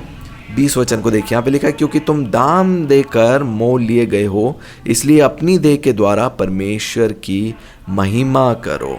इस वचन को दोबारा से पढ़ेंगे। यहाँ पे लिखा है, क्योंकि दाम देकर मोल लिए गए हो, इसलिए अपनी देह के द्वारा परमेश्वर की महिमा करो। यहाँ पे पौलुस कोरिन्थ के कलीसिया को लिखता है क्योंकि वो एक बालक के समान है। वो देखता है वो इधर उधर जा रहे हैं और पाप कर रहे हैं। और मुझे एक कहानी याद आती है, एक मूवी जो मैंने देखी थी, उसमें एक व्यक्ति था, उसको जो विरासत मिली वो थी 30 करोड़ लगभग। और उसको एक आज्ञा दी जाती है कि आप वो 30 करोड़ हासिल कर सकते हैं जब ये 3 करोड़ जो हम आपको दे रहे हैं ये आपको जो है 3 दिन में ख़त्म करने हैं, इसके हर एक रुपए। और वो जो व्यक्ति है वो बिल्कुल जो है वो अपना बेचैन, अपना शांति खो देता है और वो भागता है। और वो उनके पिता ने इसलिए किया था क्योंकि जब वो 30 करोड़ वो विरासत जब उनको मिलती है तब वो उनको खर्च करने का मन ही नहीं करता। आप देखिए, जब अनुग्रह का सुसमाचार आप देखते हैं, आप बच्चों को देखते हैं कि वो हर एक चीज़ जो है करने के लिए दौड़ते हैं, लेकिन फिर वो अपने आप को सुरक्षित स्थान में पाते हैं जो यीशु मसीह के सहीपन में है। अगर आपको मालूम है कि आपकी मम्मी जो है वो क्षमा करने वाले हृदय हैं, चाहे कोई भी काम आपने किए हों, आपको पता है वो बच्चा वापस आएगा अपनी मम्मी से और अपने गुनाह को कबूल करेगा। लेकिन वो कभी भी अगर आपसे भयभीत है वो आपके पास नहीं आएगा। वो अगर जानेगा एक विश्राम है कि एक माफ़ करने वाला हृदय मेरी मम्मी का है, वहाँ पे जो है बदलाव की रोशनी जो है वो चमकती है। लेकिन अगर भय के अधीन है, आप बस उनके सामने अच्छे बनेंगे लेकिन उसके बाद वापस वही चीज़ें करेंगे। आज इन सिद्धांतों को, इन सत्य को एक नींव के तरह मैं आपके हृदय में बोना चाहती हूँ, क्योंकि अगर कोई भी लत है, बुरी आदतें हैं आपके जीवन में, अगर आप उनके ऊपर अधिकार रखना चाहते हैं, आपको ये सत्य जानना ज़रूरी है कि आप एक राजा के घर से आए हैं, उसके लहू के द्वारा आपने जन्म पाया है। हमारा जीवन जो है वो छिपा हुआ या ढका हुआ या अंधेरे में जीने वाला नहीं है। मैं और आप ज्योति में रहने वाले हैं। और मैं भी नेटफ्लिक्स में ए रेटेड मूवी देखती थी, लेकिन एक समय आया उसके बाद मेरा मन ही नहीं कर रहा उन चीज़ों को देखने के लिए। लेकिन मैंने देखा कि कैसे मैं उस जगह में आ पाई जहाँ पे वो अंदर से ही इच्छा नहीं हुई थी। जब मैं सत्य में जागी कि मैं यीशु मसीह में पिता का सहीपन हूँ। और मैं एक जगह गई वहाँ पे स्पा में, और एक लड़की मुझे मिली, उसने बताया कि मैं नेटफ्लिक्स इंडिया की मैनेजर हूँ। और मैंने उनको कहा कि आप क्या ऐसा कर सकते हैं कि आपके प्लेटफॉर्म में जितनी मूवी है, क्या एक चुनाव दे सकते हैं कि हम उसे अच्छी रीति से देख सकते हैं, क्योंकि कहानियाँ जो हैं वो अच्छी हैं। और मेरा विश्वास है पिता ने उनको वहाँ पे रखा, क्योंकि मुझे पता है कि हम चीज़ों के ऊपर अधिकार रखने के लिए हैं। सब कुछ जो आपके स्वभाव में है वो चाहता है अंधकार को दूर करना। मुझे आपको ये सिखाने की ज़रूरत नहीं है, लेकिन आप वो तभी चाहेंगे जब आप जानेंगे कि आप कौन हैं और अपने शरीर को अपनी पहचान के साथ गड़बड़ी ना करने दे। आप हमेशा यीशु मसीह में पिता के सहीपन हैं, तब आप उन चीज़ों पे अधिकार रखेंगे। अगर आपके बच्चे अगर कुछ गलत कर रहे हैं, आप उनके पास जाके ये मत बोलिए कि अरे ये गलत है। आप उनको भी ये पहचान में जगाइए कि आप जो हैं यीशु मसीह में पिता की धार्मिकता, उसके सहीपन है, यीशु मसीह से जन्मे गए हैं। और अगर वो दोबारा से वो काम करते हैं, उनको दोबारा से आप याद दिलाइए कि एक दिन आएगा वो सारे काम, फिर उनकी जो पहचान है उसमें से बाहर आएंगे। हम लोग इस संसार में हैं पर इस संसार के नहीं हैं। आप आत्मा में चलिए, फिर आप इन शरीर की अभिलाषाओं को पूरा ना करेंगे। आत्मा में चलने का अर्थ क्या है? आप प्रतिदिन अपने आप को याद दिलाएं कि आपका जो जन्म है वह स्वर्ग से हुआ है। आत्मा में आप उसके लहू के द्वारा जन्मे गए हैं। सब कुछ आपके अंदर जो है पिता के समान है। अगर आप पाप को देखते हैं शरीर में, उसका जो है खंडन करें। पाप जो है मेरे स्वभाव में नहीं है, यीशु मसीह में मैं सहीपन हूँ, और आप ऐसा करते जाइए, फिर आप देखेंगे ना आप उनके ऊपर अधिकार रखेंगे। और एक दिन जब आएगा आप जागेंगे कि आपको लड़ने की भी जरूरत नहीं है, वो सारी चीज़ें आपके पाँव के नीचे हैं। आइए हम अपनी आत्मिक भेंट देंगे। आप मेरे पीछे कहिए, पिता मैं आपके राज्य में आपका बेटा हूँ। यीशु मसीह आप मेरे महायाजक हैं, और आज जो आत्मिक उन्नति मेरे जीवन में आई है वचन सुनने के द्वारा, उसकी भेंट मैं आपको देता हूँ। Thank you, Father, that we are sons of your blood. We are the righteousness of God in Christ. Father, born of you, born from above, Father, I thank you that your blood sanctifies us, sanctifies our imaginations, everything, separates us from everything that is of the world. Father, I just thank you. In Jesus' name, amen. Amen.